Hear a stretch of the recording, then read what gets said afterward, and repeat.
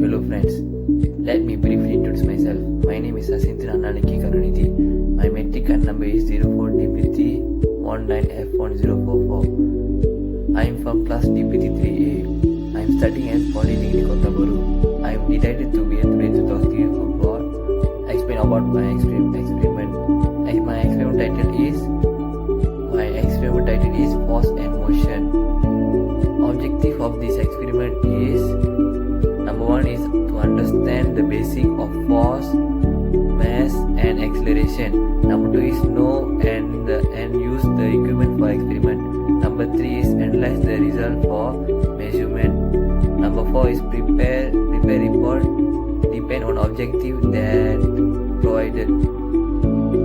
Equipment for this experiment is number 1 is pulley, number 2 is set of weight balance, number 3 is string, number 4 is meter ruler, number 5 is stopwatch.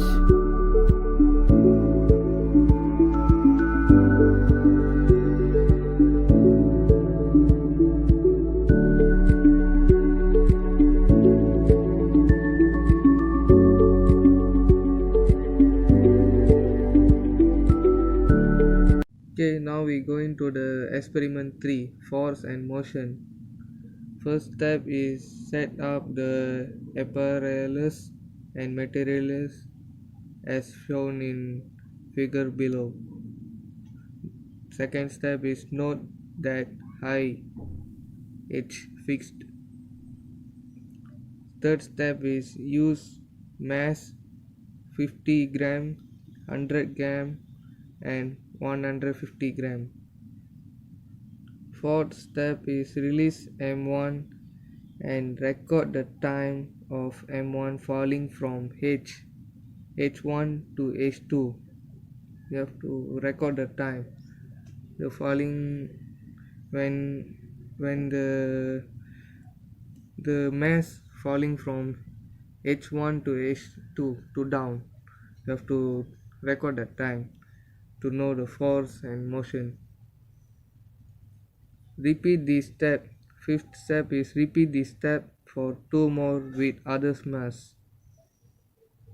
Sixth, the last step is record the result in table below and sketch a graph load Newton versus time second.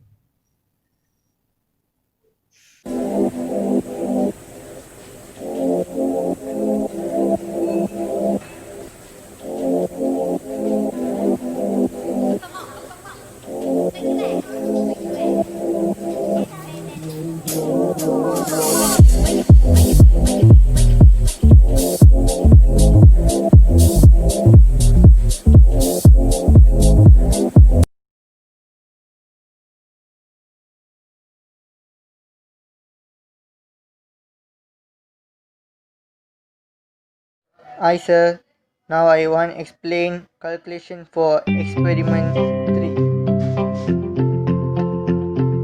This is calculation for experiment 3. Load gram in Newton, time taken, time 1, time 2, time 3, time 4 and acceleration velocity. First we saw 250 gram Newton. For 250 gram 2.453 and time taken 1.61, time taken 2 1.31, time 3 1.42, time 4 1.65, acceleration 0.735 meter per second, procedural velocity for 250 1.212 meter per second and gram for 500, Newton 4.905, time taken 1.11, time 2 0.31, time 3 0.64, time 4 0.89, acceleration for 500 gram 2.525 meter per second, cos 2 velocity 2.247 meter per second, gram for 750, Newton 7.358, time 1 0.87, time 2 0.79, time 3 0.89, time 4 0.85. Acceleration for 750 2.768 meter per second cos 2, velocity 2.353 meter per second. Load for 0.250 kilogram. Second 1 meter TTA. Acceleration 2 second divided T cos 2, time taken cos 2, 2 times 1 divided 1.65 cos 2, final answer 0.735 meter per second cos 2.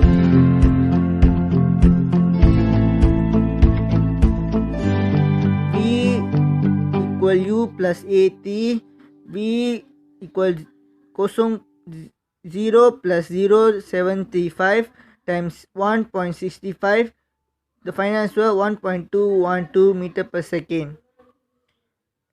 And then load for 0.500 kilogram s 1 meter t time A. Acceleration 2 second divided t cos 2 equal to times 1 0.83 cos 2. The final answer 2.52 meter per second cos 2. V equal U plus AT. V equal 0 plus 2.525 times 0.89 equal 2.247 meter per second. And then load for 0.750 kilogram S equal 1 meter, T equal TA. Acceleration 2 second divided T cos 2, 2 times 1 0.85 cos 2 equal 2.768 meter per second cos 2. V equal U plus AT. V 0 plus 2.768 times 0.85 equal 2.353 meter per second. This is graph for experiment 3.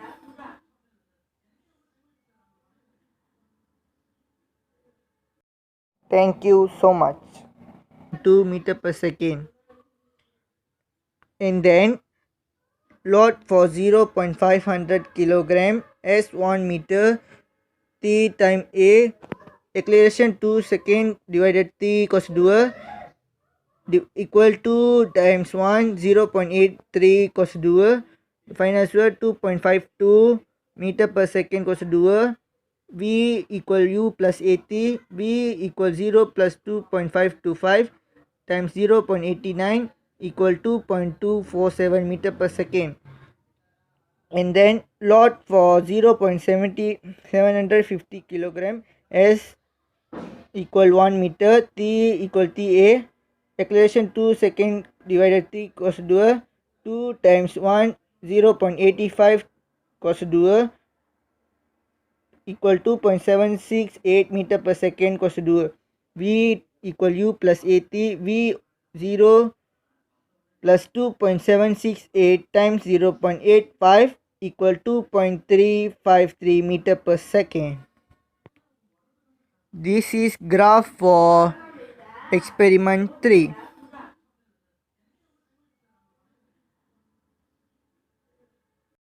Thank you so much.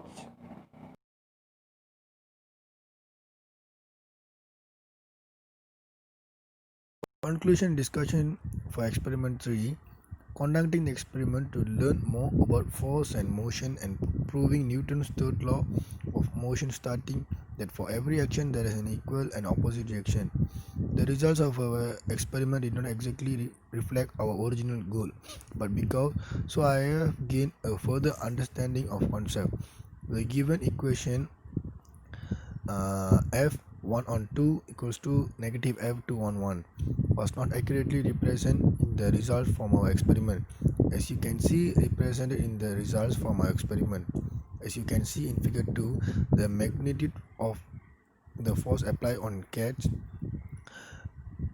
A and C we are virtually the same, but that does not account for the negative sign in the given. equation for Newton's third law. Furthermore, if our graphs were accurate, then the f t graphs of A and C could be mirrored of the x-axis, which will show the opposite force. This mirroring is represented by the negative sign in the equation. Based on this experiment information, I believe our calibration was incorrect. I think we needed to add a negative sign to recalibrate.